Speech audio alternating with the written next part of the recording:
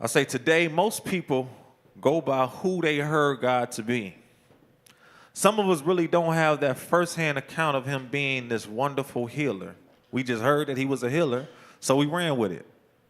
Am I right? Some of us say, man, if I was to ask everybody in this room, who is God to you? I have probably like 50 or 60 different answers. Oh, God, he's the great I am. That's my Savior. That's my Lord of God. That's my King of Kings. That's my this, that's my that, and we can say that because we didn't heard other people use it and other people say it. But do we really know him as that healer? Do we really know him as that Lord, that King, that Savior? Do we know him there for firsthand account? Continue.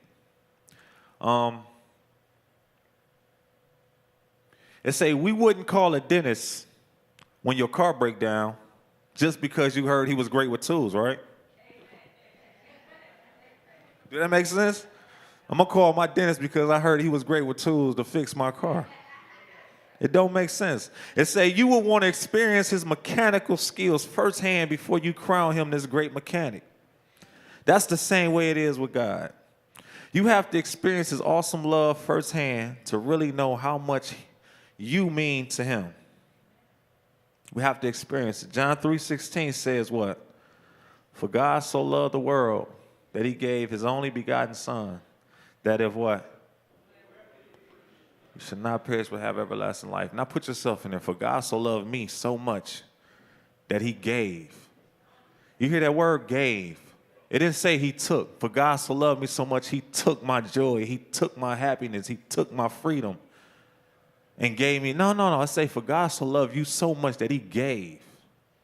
That's how much God mean to you. That's how much you mean to God, that he was willing to give. And it didn't say he gave some dollars. He gave you $10,000 because he loved you so much. He gave you a new shirt or a new car because he gave something that was so close and so personal that you can't even put a value or a price tag on it. God gave his son, not okay, man, you know what? I got 7 kids, man, I can spare one here. Nah. He gave his only, the only one he had. That's how much he loved you, and that's how much you mean to him, that he gave his only son. That you won't die, you won't perish, but you can live forever with him. That's love. And when I think about how much he loved us, but then look at verse 17. For God didn't come, hold on, go back, baby.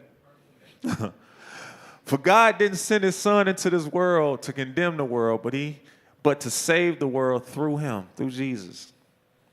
So a lot of times, man, we give God this bad rap. You know, oh, man, why would a God do this?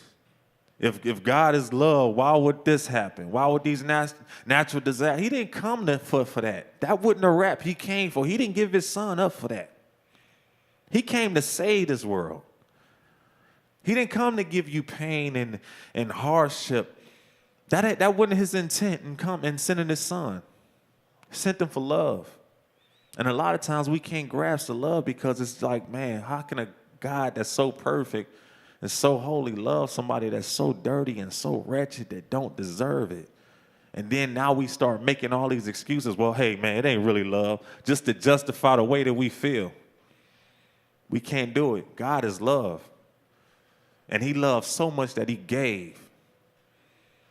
He gave his only begotten son, that if you believe in him, you won't perish, but you'll have everlasting life and live forever.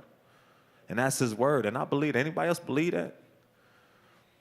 Not just because I said it. Believe it because you experienced it. I believe this love. I believe that God loved me this much that he gave his son just for me, that I can make it into heaven and live forever. That's love. That hey girl, hey boy, that ain't love. That's lust. But what God gave was love. And his love was unconditional. And for y'all, those who don't know what unconditional mean, agape, that means that you don't have to do anything to get this. There's no condition on it. With me, my love can be conditional. I can love you right now, and you come up here and say something out the way and sideways, and my love can start tilting the other way. Like, it's a condition on my love. But God's love was unconditional. Unconditional. No matter what you do, no matter what you say, you can't take his love away. And that's real love.